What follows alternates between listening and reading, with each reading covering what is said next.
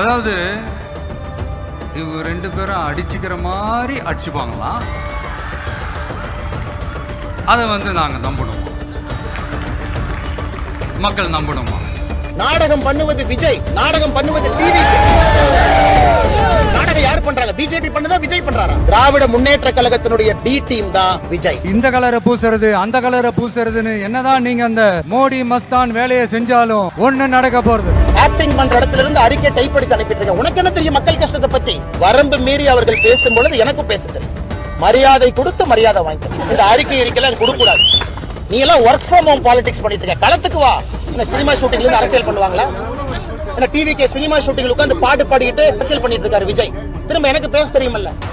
டிவிக்கேவும் பவுண்டரியை cross பண்ண கூடாது. நானும் டிவிக்கேவும் மரியாதையா தான் பேசிட்டு இருக்கேன். அறிக்கை விடும்போது அறிக்கைக்கு ஒரு காரணம் இருக்கும். களத்திலிருந்து போராடி கொண்டிருக்கின்றேன், களத்திலிருந்து பேசுறேன். இதென்ன ஒர்க் ஃப்ரம் ஹோம் பாலிடிக்ஸா விஜய்க்கு? என்ன ஒர்க் ஃப்ரம் ஹோம் நாடகம் யாரு பண்றாங்க? 50 வயசுல காலைல புத்தா எழுப்பிவிட்டு நடிகர் விஜய் அரசியலுக்கு வர சொன்னாரா? விஜய் யாரோட பி டீம்? திராவிட முன்னேற்ற கழகத்தினுடைய பி டீம் தான் விஜய். இன்னைக்கு நான் ஆணித்தரமா உறுதியா சொல்றேன். தமிழக வெற்றி கழகத்தினுடைய நடவடிக்கையை பார்த்த பிறகு நான் சொல்றேன், திராவிட முன்னேற்ற கழகம் மறுபடியும் ஆட்சிக்கு வர வேண்டும் என்று ஆரம்பித்த சீக்ரெட் ப்ராஜெக்ட் தான் தமிழக வெற்றி கழகம் சகோதரர் விஜய் அவர். ஏன்னா ஆக்டிங் பண்ற இடத்துல இருந்து அறிக்கை டைப் அடிச்சு அனுப்பிட்டு இருக்க. உனக்கு என்ன தெரியும் மக்கள் கஷ்டத்தை பத்தி?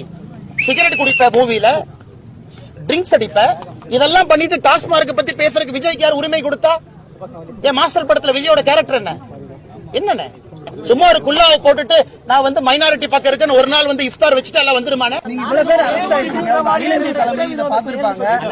A1 குற்றவாளின்னு இதுக்கு போய் சொல்லலாமா? சட்டவிரோத செயல் அரெஸ்ட் பண்ண சொல்லுங்க. சட்டத்துறை அமைச்சர் நான் சட்டவிரோதமான செயல்னு சொன்னார்ல, தைரியம் இருந்தா ரிமாண்ட் பண்ண சொல்லுங்க. நான் முதலமைச்சர் மு.க. ஸ்டாலின் அவர்களை A1 குற்றவாளியாக வர வேண்டும் என்று சொல்லி இருக்கிற அந்த வழக்குல அரெஸ்ட் பண்ண சொல்லுங்க. அவர் சட்டத்துறை அமைச்சர் தான், சட்ட கையில தான் வச்சிருக்காரு. நான் பயந்துட்டு ஐயோ ரகுபதி நான் பயந்துட்டேன், நான் சொன்னது பொய்ன்னு சொல்ல போறேன்னா கிடையாது. டாஸ்மார்க் வழக்கில் என்னை பொறுத்தவரை முதல் குற்றவாளியாக இருக்க போறவரே தமிழ்நாட்டினுடைய இன்றைய முதலமைச்சராக இருக்கக்கூடிய மு.க. ஸ்டாலின் நான் சொல்லிட்டேன். அதுக்கு மேல நான் மூடி மறைச்சு எதுவுமே பேசலீங்கன்னா அப்ப வீரியம் அதிகரிக்கும். நிச்சயமா வீரியம் அதிகரிக்கும்.